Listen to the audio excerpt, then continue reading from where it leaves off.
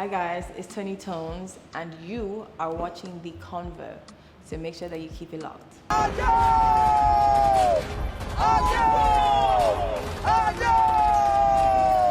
Hi Toni. So you're here today as Toni or Eniola Salami. Which one? Which one do you think? Which one do I look like? I think I want a mixture of both anyway. Nope. Go watch King of Boys if you want to. No, we can't get enough of that. So Oh, you're very sweet. yeah, so it's nice to have you finally. Thank you for having me. All right. So you've been doing music for how many years now? My on and off, obviously. My first single, well, let me just say about maybe 6 years.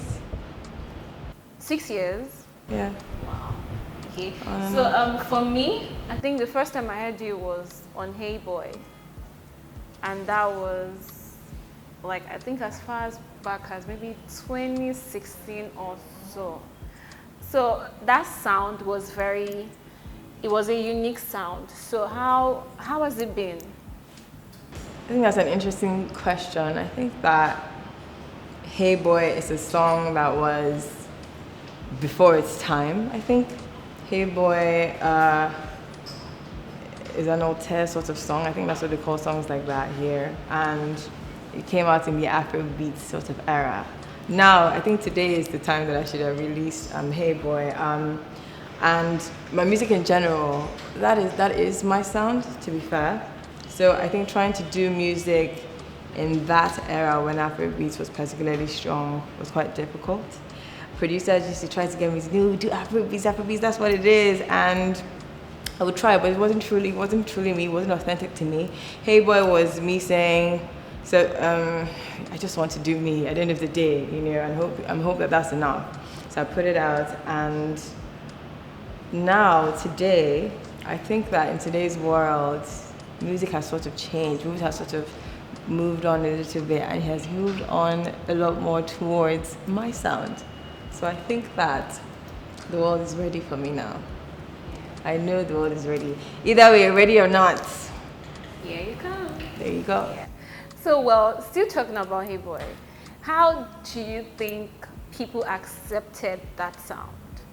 Because I'm very sure a lot of people don't still know that you do music. So by the time you drop the new EP, it might seem strange to them. So how do you think people accepted that sound that time? Because I also know you did the remix with Cynthia Morgan. Yeah. Yes. So how? I released a single, and then I released the remix, and we shot a video for the remix. I think that Hey Boy was very well received. I think that was the song that gave me some sort of acceptance in the music industry. I didn't promote Hey Boy, I'll say that much, because I didn't have money to promote it. I recorded it, shot the video, used all my money to shoot the video. After shooting the video, I'm like, okay, what do I do now? So just off the strength of giving it to people that I know to play, putting it on YouTube. So for a song that had no push at all, I think it did really well.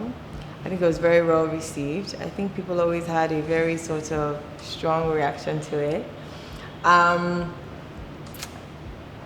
Maybe, do you think I should do a re-release of Hey Boy in today's market? Perhaps, maybe that's something to think of. You could try it. Yes. So now let me ask you, because I want to believe that you as a musician and you as an actress, I feel like you have two different personalities. Am I right? Not really. But it's the same thing. Yeah. I don't have two different personalities. I just have one personality. I just have a lot of talent and lots of skills. My personality is the same. I think that in terms of acting, what you see on TV is characters. It's different characters, which is my job. You see what I mean? So I'm able to play different characters on screen. Off screen, I'm myself. This is myself. Nice. So how do you juggle being an actress and a musician? By not sleeping. That's how I juggle it. I think that, so what I've done essentially is I've dedicated a block of time to each of it. So it came out trying to do both at the same time initially, right? And it was really difficult. Acting picked up, and then I decided, okay, I'm going to focus on acting and build that brand, and then I'll come back to music, because music was such a struggle for me because I was independent, and you must know that music is a very cash intensive business. It's a very expensive business. You need a lot of backing, you need a machine behind you. And before, it was solely me doing everything myself, spending my money, all of these things. So I would sort of do it in bits. I would record, shoot a video when I had money, release it, then wait again, then shoot another video when I had money. And I learned a lot in that process. I realized that, for one thing, with music, you have to be consistent. If you're not anything else, consistency number one. So I got to a point where I decided, all right, I'm not going to do this anymore until I get to a point where I have everything that I need that allows me to be consistent, at least to a point. If I come back, at least I should be able to release 10 songs consistently. And if somewhere in that the music doesn't blow, then I'll know that, okay, I've tried. Maybe this is not my calling. Do you see what I mean? So, I pretty much told God that if you want me to continue this music, then you need to sort of give me what I need. You need to give me a team. You need to provide the funding, because I'm tired of using my money. Music was always bankrupting me. Always. So all the money that I made as a young lady was just going back into music. So, I got up one day and said, right, I'm going to pause on this. I'm going to focus on acting and really build that brand and come back to this. Because in everything that I do, I've had to work very hard I've had to earn it, right? I started my career as a fashion photographer. Yeah. I had to earn that as well. Very successful at it. Then music, then acting. Music was struggling. Acting, no money needed, just your talent, skills, and just do the best that you can. So I'm like, okay, let me focus on that. And I've done that. And like I said, now I feel like the stars have aligned. But in that time, I never stopped recording. So I kept on going to the studio. I have an arsenal of songs. I have literally over 100 songs, maybe over 150. Right? So I never stopped recording. So in that time, I focused on developing my sound, honing my craft, because I wanted to come back strong. Do you see what I mean? I wanted to come back with the right sound, with the right team. I wanted to come back with everything that I needed to give myself a real shot. Because, you see, with music, and with everything else, to be fair, not just music, talent is not enough. Do you see what I mean? You need to be able to market whatever the product might be. There's all these things that you sort of need. Do you see what I mean? So I was like, I'm not going to come back to I have all those things. And I've done that. I've built the acting brand. I've been honing the music. I've spent years working on the craft, developing the sound. I have my team. Somehow, God has provided the money, kind of. Amen. So we move. Yeah, we're here now. So I would ask you, now that you have your EP and you just finished working on Nollywood's highest gross movie, so how did you find time to work on this EP? A lot of the time I would go to this, I tend to go to the studio at night. So acting during the day, studio through the night, I would do that a lot. When I said that I wasn't getting a lot of sleep, I wasn't joking. And when I did get blocks of time, I would stay at the studio working for weeks at a time, because then you also have to schedule your time with my producers, availability and things like that. My producer is Gospel on the Beats, by the way. So we just we worked it out. When you want something really bad, you find the time. You find the time or you find excuses. I found the time because I want it really bad. Do you see what I mean? So that's pretty much it. Just I feel like when I started my career, a lot of people would say, photography, acting, music, you're doing too much. You confuse people. Choose one. And I'm like, what? Why is that confusing? I never understood why it was so confusing. I can take pictures, I can act, and I can sing. There's nothing confusing about that at all. So I never understood, and I'm very stubborn. I have coconut head. So to me, I'm not dropping any. I feel like today in 2021, it's sort of a very cool thing. Now people do multiple things, and it's cool and it's celebrated. Just a short few years ago, that wasn't the case. A short few years ago, they would say, yeah, jack of all trades, master of none. Now look at how the story has changed. So if there's one thing that I'm very proud of myself for, it's not giving into that pressure, because there was a lot of pressure. And sometimes when you're trying to achieve these dreams and it's not working out, you think, is it true? Am I doing too much? Should I this? Should I that? I did take the advice a little bit. So in that, I didn't just give up any.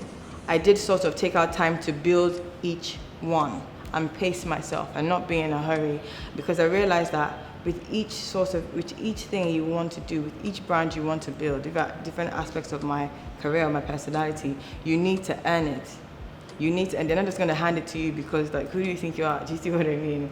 So, and for me, like I said, I started with photography. So when I then wanted to, and I was very successful at it, I was known for it. I was an award-winning photographer. So when I attempted to start acting and start singing, it was not easy. It was like I had committed a crime.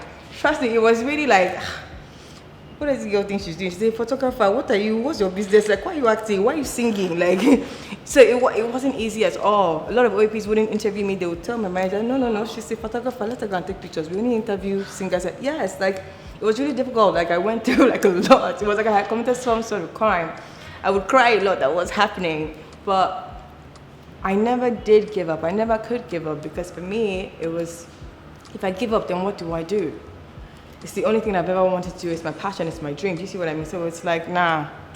And I'm happy that I never gave up. Instead, like I just said, I just started to build the photography, build acting, and now music.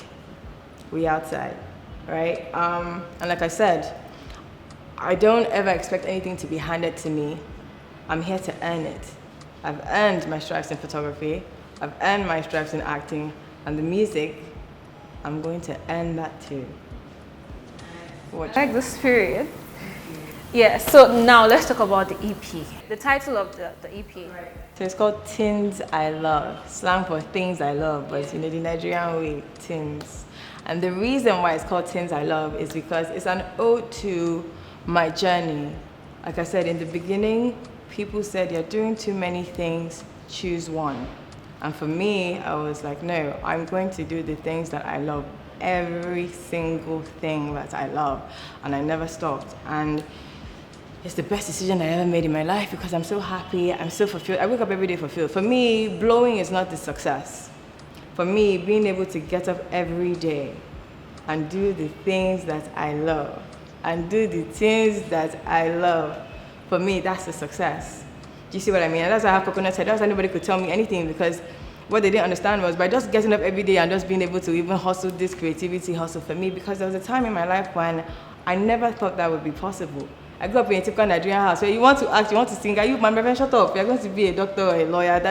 It was typical Nigeria sort of parent sort of thing. And even when I started my career, my parents were not supportive at first. My mom did come around quite quickly, but my dad never did sort of come around, because to him it's like, please, I have businesses for you to come around. Come and join family business. You're saying you want to do what? Do you see what I mean? So that in itself was very difficult. Do you see what I mean? So I sort of had that from my dad, and I feel like from the outside as well, it was, I'll say one thing, when you do music and then you do something else, it's like, oh, this person is so talented, they can do music and they can also, but when you do something else and then you want to now, you think you can just put to music, they're mad. I don't know why it's like that, but that's what it's like.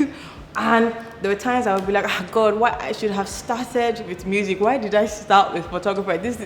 This is insane. Because if I started with music and then I did photography, they would just think, ooh, she's so talented. Do you see what I mean? But now there was this sort of struggle to overcome. But I do believe that everything happens for a reason. I do believe that my journey was mapped out by God. I really do believe it. I don't know that I would change a thing, because every single step made me the woman that I am today, and I am hopelessly in love with the woman that I am today. So, yeah. What was the question again? Because I feel like... But really, what was the question, really? What's the title of the EP? Oh, wow. And I said all that? Yeah, it's fine. Yeah. It's totally fine. So you mentioned that your parents didn't really come around early. So between when you started and now, has anything changed? Because I know even during the lockdown, I saw a lot of your TikTok videos, and your mom was like a supporting character. Yeah, my mom is a G. Like, my mom is the bestie. My mom is amazing. My mom came around. My mom, at first, she was the normal, but this is not what we sent you to school to come and do, because so I went to University of Lancaster. I went to go somewhere in the UK, and the moment I was done, because when I was younger, I used to tell them, I want to sing and I want to act, I want to do all these things, and they would say no. But I think at some point they got frustrated and made the mistake of saying, okay, finish school first, and then we can talk about whatever it is you want to do. So I was like, awesome. The moment I was done, the moment I put my pen down, I didn't even announce. I just got on a plane, came back. I was like, yo, I'm home to do what I want to do. So then I started with photography. The reason why I started with photography first was because I didn't know how to get into acting. I didn't know how to do anything about music. I had been gone for so long, didn't know anything about anything. But photography, what I did was I bought all the magazines that I could find on the street, and I started to call them up. I booked meetings and I was showing them my portfolio. And that was how that sort of blew up and picked up, and that's why I started with that. That was what gave me sort of a leg in. So my mom at first was like, my mom and dad were like, but when my mom saw that I was earning good money, at the end of the day, they really just love you and want the best for you. When she saw that I was earning good money, even more money than maybe if she was working in the bank or so, because really, do you see what I mean? At the time, she then became sort of comfortable when she saw that, okay, she's really making a good, decent living, and she saw how successful I was becoming at it. So my mom, she got on board quite fast. It didn't take very long for her to jump on the bandwagon and become supportive. My dad, not so much. I feel like my dad is still beefing me till today, just because he would just prefer for me to come work with him. Do you see what I mean? So I don't know that we really. My dad just stopped fighting me, and that was enough for me. That he just kind of just accepted it. Okay, fine, no problem, and that's enough for me. I don't know that he's necessarily still like over the moon about it or anything like that, but he will. He will. So how do you do with writer's block, and what's your creative process like? Right. So writer's block. When I get writer's block, what I usually do is just leave it for a minute. I feel like writer's block is your mind telling you that it just needs a minute. It just needs a minute. The creative process is something that you can't rush, you can't force. It just has to sort of pour out of you. And you have those moments when it's just going to flow out, and you have those moments when you need to just sort of sit down, conserve your energy, and let it reboot and sort of regenerate. Do you see what I mean? So when I have writer's block, when I find that I'm trying to write and it's a struggle, I just take a beat, put it down maybe for a day or two, go do something that I love to do, something very calming, something very relaxing, which is usually sit down under a duvet, watch Netflix with some chips. That's my favorite thing to do, you would think, and I barely ever have time to do it because I'm always working, but that's what I tend to do when I have writer's block. Leave it alone for a while and then come back to it with my mind renewed and refreshed. And usually I find that when I do that, it's alright, I'm good to go. So sometimes you like see yourself on TV and be like, wow, is this me?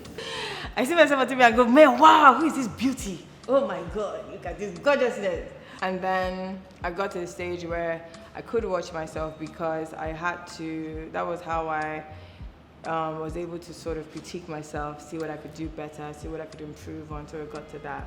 But I feel like now so now it's a mixture of two. Now I watch to sort of, when I watch myself, it's very technical. I'm like, okay, I did that, maybe I should do this, I need to practice on that, I need to watch out for that. And then, but now I also sort of enjoy watching myself. Now I'm like, damn, I was fired. Yeah, why did you do that? I tend to black out a bit when I'm acting. I black out a bit when I'm acting. So when I'm watching, I'm like, ooh, when did I do that? Ooh, did I? That tends to happen. So now I usually watch things twice. I'll watch from the technical critique sort of angle, and then I watch again just to try to enjoy it and try to watch like I'm not the person, and just enjoy the show and just enjoy the performance. I try to do that now. So we're wrapping things up, but I'm very sure a lot of people want to know this. Yeah. So what did you enjoy most about being in your last filming?